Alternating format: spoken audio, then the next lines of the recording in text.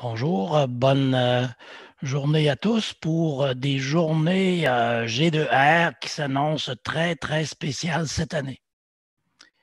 Bien sûr, à cause de notre fameuse pandémie de la COVID. Et lorsqu'on pense pandémie, on pense souvent beaucoup plus négatif, des impacts négatifs de la pandémie qui a touché la société, qui nous a tous touchés et qui vous a touché beaucoup comme étudiants. Mais je voudrais commencer par des impacts peut-être plus positifs de la pandémie, parce qu'il y en a quelques-uns aussi. On n'a jamais parlé autant de science, de recherche sur la place publique. On n'a jamais autant vu nos chercheurs, nos étudiants-chercheurs sur la place publique.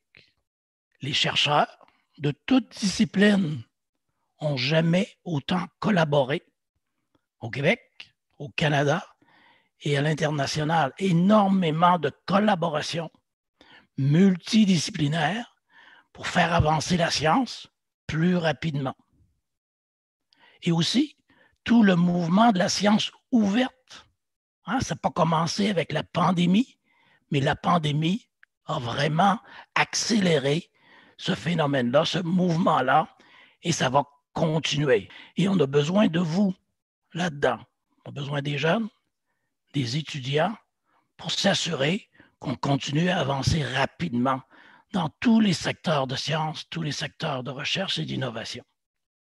Maintenant, si on passe peut-être plus aux aspects plus négatifs de cette pandémie-là, qui vous a sûrement affecté tous et chacun d'entre vous. Les laboratoires fermés, les difficultés pour ceux d'entre vous qui faites du terrain, d'aller prendre des échantillons sur le terrain. Pour ceux et celles d'entre vous qui font de la recherche clinique, si vos projets de recherche clinique ne sont pas reliés à la COVID, on arrête les projets de recherche clinique. Difficulté de rencontrer vos directeurs de thèse, de maîtrise.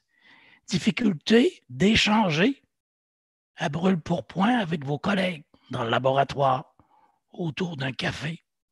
Donc ça a affecté beaucoup de jeunes, beaucoup de jeunes chercheurs dans notre société. Et on essaie, par exemple, au fonds de recherche, d'être le plus flexible possible.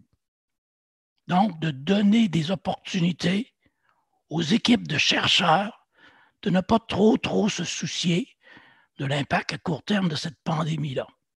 Par exemple, on a augmenté allongé d'une année, le financement des regroupements stratégiques. Et là, on est après regarder pour donner un financement additionnel pour les boursiers de recherche, pour les étudiants boursiers des fonds de recherche du Québec. Donc, on veut continuer à faire ça, à regarder l'impact, à étudier l'impact de la pandémie sur vous, sur les étudiants-chercheurs. Et on demande aux collèges et aux universités de faire la même chose. Et surtout, n'hésitez pas, si vous avez des difficultés quelconques, de contacter les spécialistes en ressources étudiantes de nos universités pour qu'ils vous aident à passer au travers, parce que l'important ici, c'est de s'assurer que vous allez terminer votre maîtrise, votre doctorat, vos études postdoctorales, que vous allez avoir un diplôme qui va vous permettre par la suite d'aller beaucoup plus loin dans votre carrière en recherche et en sciences. Un autre impact très, très important de la pandémie, c'est tout ce qui est désinformation, fausses nouvelles. Donc oui, on parle beaucoup de science, mais il y a aussi beaucoup de désinformation. Et là, on a besoin de vous. Je dirais, j'ai besoin de vous pour travailler avec nous sur les réseaux sociaux. On a parti un petit mouvement, je connais la recette. Bon, on la connaît, la recette pour l'instant. Lavez les mains, distanciation sociale, moins de contact, et vous pouvez nous aider là-dedans. Les fonds de recherche sont aussi très impliqués dans toutes ces initiatives avec des programmes comme Dialogue, qui vous interpellent directement, des programmes de sciences participatives comme Engagement. Donc, on veut que vous travailliez avec nous là-dedans. N'hésitez pas à nous faire des commentaires, des suggestions. C'est une difficulté de société qui existait avant la pandémie, qui va continuer après. Mais en travaillant avec vous, on va réussir à diminuer toutes ces sources de désinformation-là. L'université de demain, l'université du futur. On a récemment, sur le site web du scientifique en chef, on a le rapport, un groupe de travail, rapport sur l'université du futur. Plusieurs chapitres vous interpellent directement.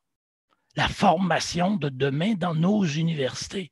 Donc, on a besoin de vos suggestions, de vos commentaires au cours des prochaines semaines. N'hésitez pas à nous contacter sur le sujet de l'Université du futur.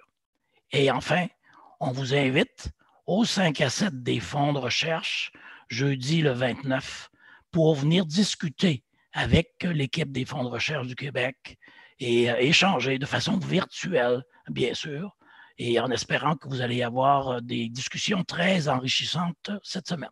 Merci.